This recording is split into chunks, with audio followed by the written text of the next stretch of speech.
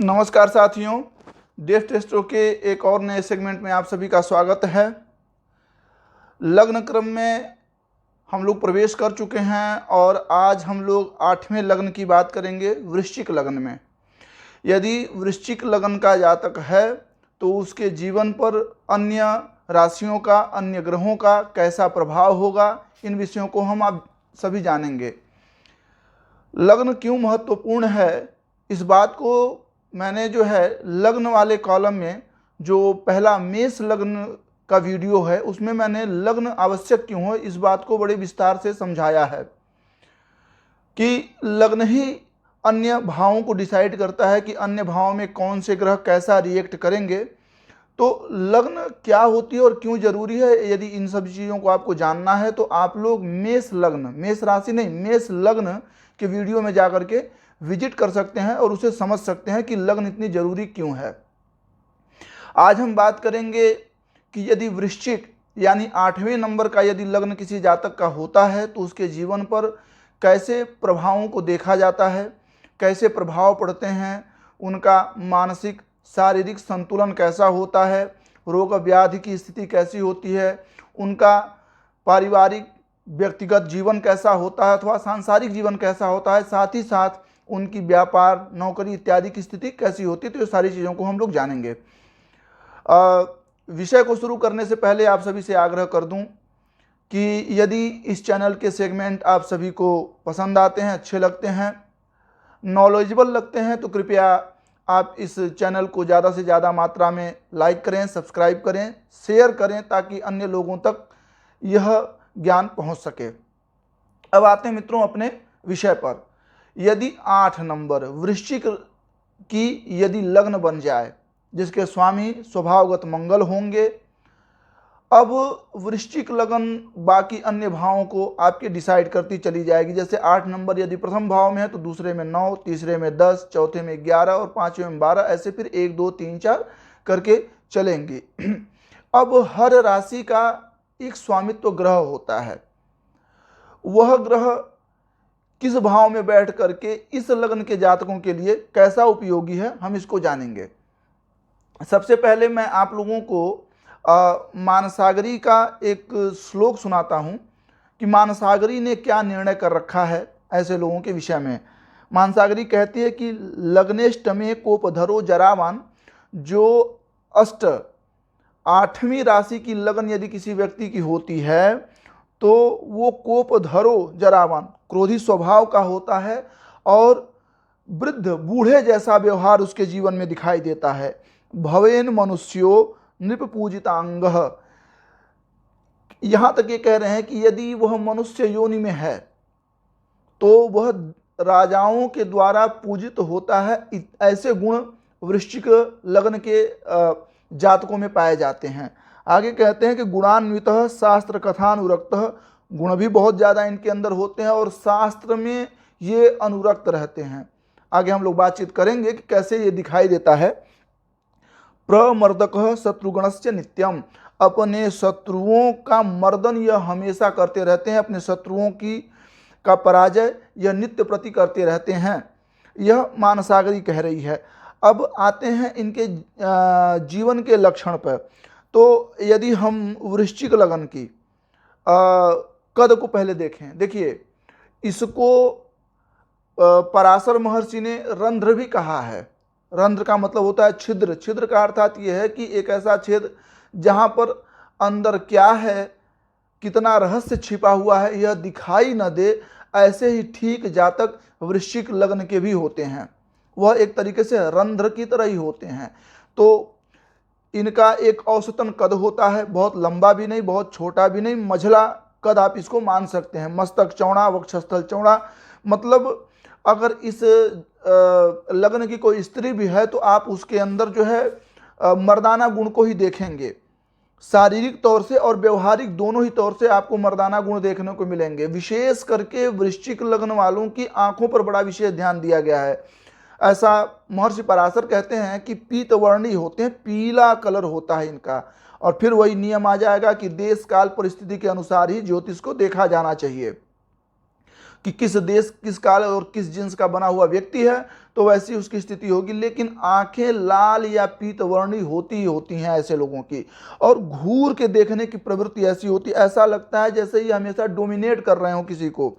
बिल्ली की तरह यह लोग देख रहे होते हैं जो वृश्चिक लग्न के जातक होते हैं। और शारीरिक सौष्ठव बहुत आकर्षित होता है इनका, बड़ा आकर्षण होता है। मतलब आपको हमेशा ऐसा लगेगा कि बड़ा सुगठित शरीर है, बड़े व्यायाम करने वाले, एक्सरसाइज करने वाले ऐसे लोग हैं। ऐसा इनका प्राकृतिक लक्षण ही इनके शरीर पर दिखाई देता है। दूसरी बात कर लें कि अगर षष्टम में देखें मेष, इनके ठीक मंगल की ही दूसरी राशि जो मेष है, लग्न भी मंगल के स्वामित्व में आता है, वृश्चिक है, और मेष जो कि दूसरा ही उसी मंगल की राशि है वो छठे भाव में आती है। तो छठे भाव में आएगी तो रोग भी देगी, और किससे संबंधित, तो पित्त से संबंधित रोग ऐसे लोगों को बहुत ज़्यादा होता है। किंवा कई बार जब राशि की संधि कहीं कहीं हो रही होती है, तो राशि की संधि में आपको ज़्यादातर यह दिखाई देगा कि ऐसे लोग बचपन से ही बड़े रोगी प्रवृत्ति होते हैं, बड़ा रोग इनके, मतलब बचपन से ही इनको रोग से ये ग्रसित रहते हैं। और कई बार तो नजला इनके पूरे जीवन का एक रोग बन जाता है कि पूरे जीवन इनको नजला की शिकायत थोड़ी बहुत मात्रा में रहती है। अधिकतर अगर देखा जाए तो पित्त प्रवृत्ति इनके कटी प्रदेश यानी कमर के स्थान को, पेट के स्थान को ज़्यादातर जो है प्रभावित करती है। क्यों? क्योंकि अष्टम में षष्ठ में मेष मंगल की ही जो है दूसरी राशि जो है मेष वो आ जाती है, जिसकी वजह से वह गर्म प्रवृत्ति के ही जुड़े रोग होंगे, जैसे पेट में दर्द होना।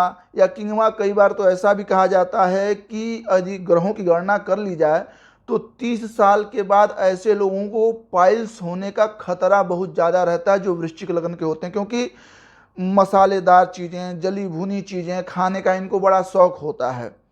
अन्य ग्रहों की भी स्थिति इसमें मैं बार बार कह रहा हूं कि देखना बड़ी ज़रूरी है, लेकिन अक्सर देखा गया है कि 30 साल के बाद इन लोगों में ये चीज़ें दिखाई देने शुरू हो जाती हैं।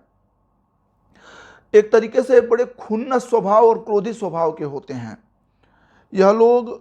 मतलब यदि किसी से शत्रुता रखेंगे तो वो अपने मन में रखेंगे, उसको पालेंगे, उसको बड़ा करेंगे, और मौका पड़ने पर ऐसे लोगों को बड़ा तगड़ा ये लोग जवाब देते हैं जो वृश्चिक लग्न के जातक हैं। वही बात आ गई कि चूंकि मंगल की राशि, और मंगल को जहां तक देखा गया है उनके अंतर जो राशियां भी हैं उनका स्वभाव ही एक तरीके से पक्षपाती होता है। वह कभी समानांतर कोई फैसला कर ही नहीं सकते, जिस पक्ष के होंगे उसी पक्ष के बारे में या उसी पक्ष के पक्ष में यह लोग फैसला अक्सर करते हुए दिखाई देते हैं। तो ऐसे लोग बड़े खुन्नस स्वभाव के होते हैं। और एक चीज़ और होती है कि मंगल से संबंधित जितनी भी राशियां या लग्न होता है, आपने बहुत बार सुना होगा मांगलिक दोष। मांगलिक कोई दोष नहीं होता है। मैं इसको एक तरीके से योग मानता हूँ। योग क्यों मानता हूँ कि देखिए कुंडली के 5 भाव में यदि कहीं मंगल बैठे हैं तो मांगलिक व्यक्ति हो जाता है। टोटल 12 भाव हैं, उसमें से 5 में अगर बैठे हैं तो आप ज़्यादातर लोगों को मांगलिक पाएंगे।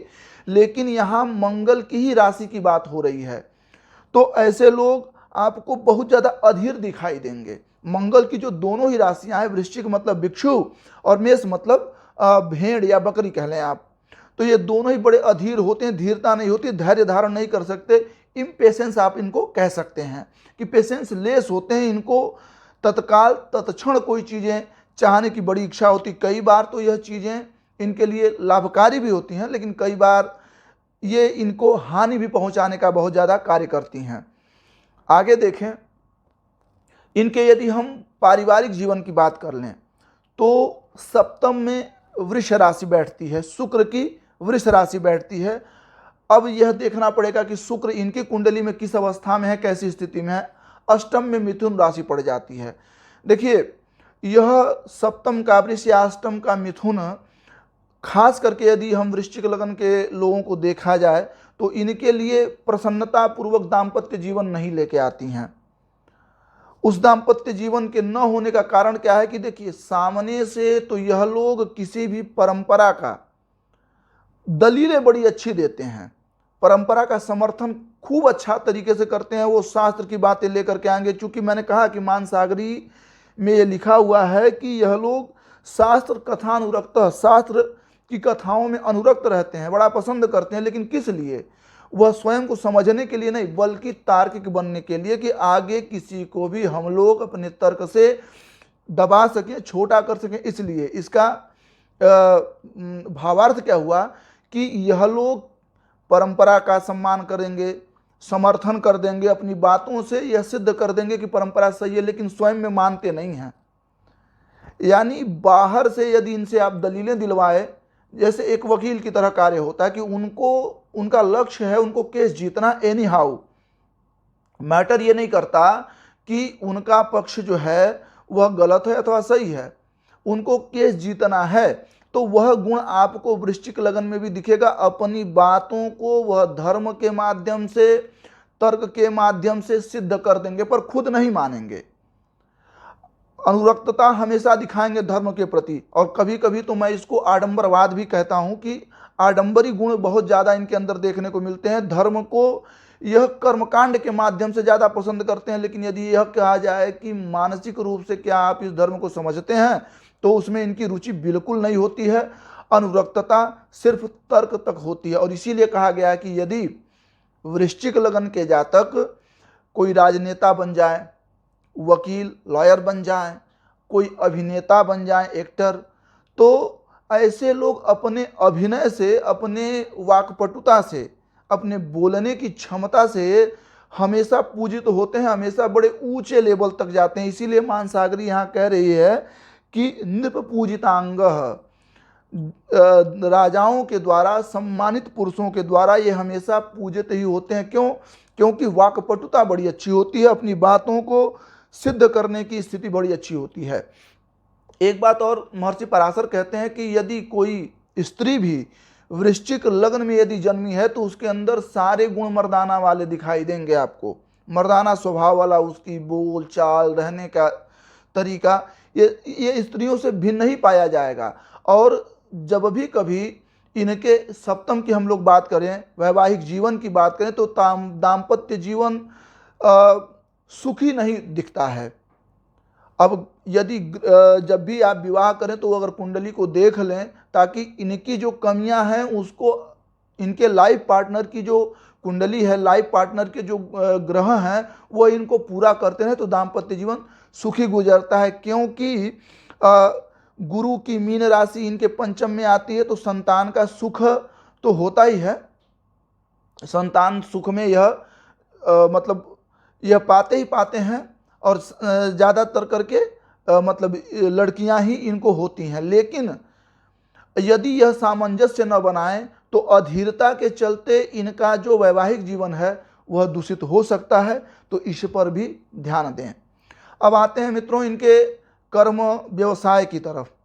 तो मैंने जैसा मैं आपको बार बार बोलते जा रहा हूँ, अधीर धैर्य न होने के कारण ये अपना ज़्यादातर काम बिगाड़ते हैं। अथवा मंगल जो है ना, जो इनके लग्न के स्वामी बनते हैं, मंगल कभी भी किसी आदमी को एक फोर्स दे देते हैं, एक एनर्जी दे देते हैं कार्य करने की। और जब कोई भी व्यक्ति किसी भी कार्य में 100% अपना एफर्ट लगाता है तो फिर उसको सक्सेस होने से कोई रोक नहीं सकता, वो निश्चित तौर से ही सक्सेस होगा। मंगल यह गुण इनको देते हैं, लेकिन कहीं कहीं इनके राशि का कुछ अवगुण भी आ जाता है, जिसके कारण ये यदि बहुत जल्दी सक्सेस नहीं हुए, बहुत जल्दी इनका काम नहीं हुआ, तो वो अधीर भी हो जाते हैं। और ये अधीरता इनके षष्टम की तरफ ले जाती है। यदि मैं स्त्री और पुरुष का तो नाम नहीं लूँगा, लेकिन कई बार यह गुण इनको क्या कहते हैं, शराबी बना देते हैं। उस व्यक्तिगत जीवन में आप वैवाहिक जीवन में सुख न मिलने से एक्स्ट्रा मैरिटल अफेयर भी करा देते हैं कई बार। लेकिन मैंने बार बार कह रहा हूं कि अन्य ग्रहों को भी देखना जरूरी है कि जो पुण्य ग्रह हैं वो कहीं दूषित तो नहीं है।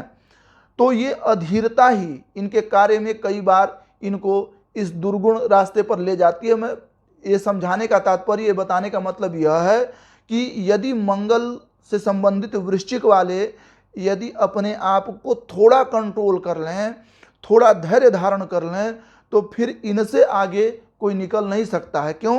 क्योंकि 100% यदि देने की किसी में क्षमता होती है नैसर्गिक प्राकृतिक रूप से, तो वह वृश्चिक के लग्न में होती है।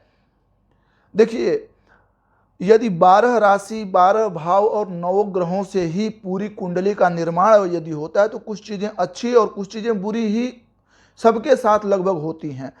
बशर्ते ज्योतिष यह बताती है कि हमारे कौन से माइनस पॉइंट है जिनको हमें अवॉइड करना है और कौन से प्लस पॉइंट हैं जिनकी तरफ हमें चलना है। तो व्यक्ति यदि इन सब का ध्यान देता रहे तो उसके जीवन में निश्चित तौर से ही अच्छी स्थितियां आती हैं।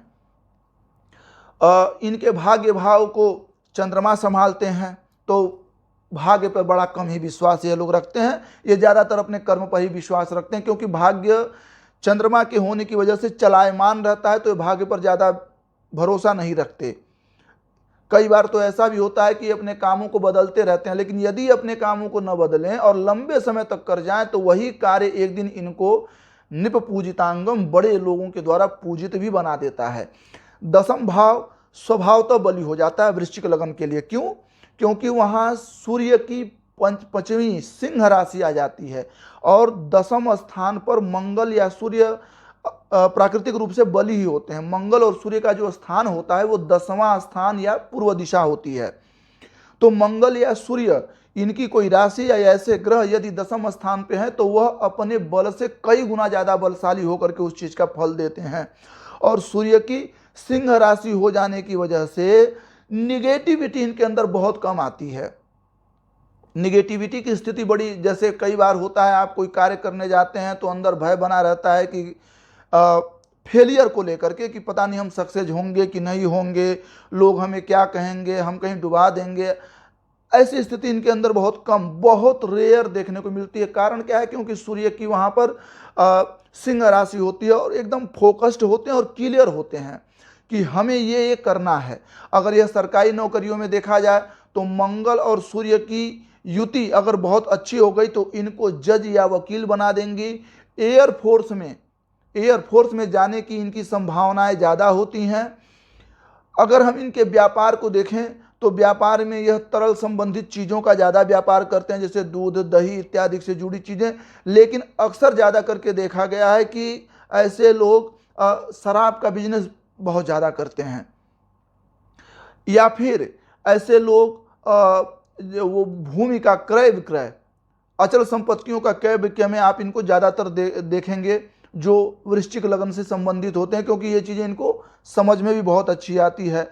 और बिजनेस तो ये कोई भी करें, अक्सर करके वृश्चिक वाले बिजनेस ही करते हैं, और बिजनेस ये कोई भी करें तो उसको एकदम पीक पर लेकर के जाते हैं। क्यों? क्योंकि ये अपनी तरफ से एकदम क्लियर होते हैं कि हमें करना क्या है।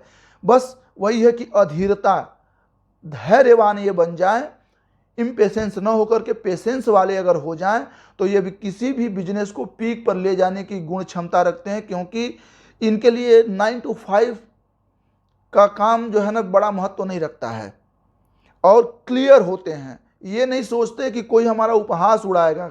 वही सूर्य, मंगल के तो स्वामी तो इनका लग्न ही है, और 10वें स्थान का स्वामी सूर्य हो जाने के कारण अपनी तरफ से एकदम क्लियर रहते हैं कि मुझे फैसला क्या लेना, मुझे कार्य क्या करना है, और अपना पूरा एफर्ट लगाते हैं। इसलिए बिजनेस के क्षेत्र में बहुत अग्रणीय होते हैं। तो आई होप कि आप लोगों ने इस विषय को समझ लिया होगा। एक थोड़ा सा और मैं विषय आपको बता दूं कि इनकम के स्थान का स्वामी कन्या है, तो कन्या कई बार ऐसे लोगों को रत्नों में लेकर के आता है। मंगल, सूर्य और इनकम के स्थान कन्या हो जाने की वजह से कई बार ऐसे लोग जो हैं रत्न से संबंधित क्रय विक्रय भी करते हैं। मतलब आल्दो अगर हम कोई बात करें तो मतलब ये कि बिजनेस से संबंधित चीज़ों में इनका मन ज़्यादा लगा रहता है, बिजनेस से संबंधित चीज़ों में ये ज़्यादा अग्रसर होते हैं। तो फिर मैं वही कहूँगा कि आई होप कि आप लोगों को ये पूरी अच्छी तरीके से समझ में आ गया होगा। यदि इससे जुड़े कोई प्रश्न हैं, कोई शंकाएं हैं, तो आप कमेंट के माध्यम से निश्चित तौर से पूछ सकते हैं। और पुनः एक बार आप सभी से आग्रह कर दूं कि यदि ये सेगमेंट आप सभी को पसंद आते हैं तो कृपया इसे लाइक करें, सब्सक्राइब करें और ज़्यादा से ज़्यादातर लोगों के पास शेयर करें, ताकि ये हमारी रीच बढ़ सके और हमारा उत्साह बना रहे ऐसे ही वीडियो बनाने के लिए। धन्यवाद।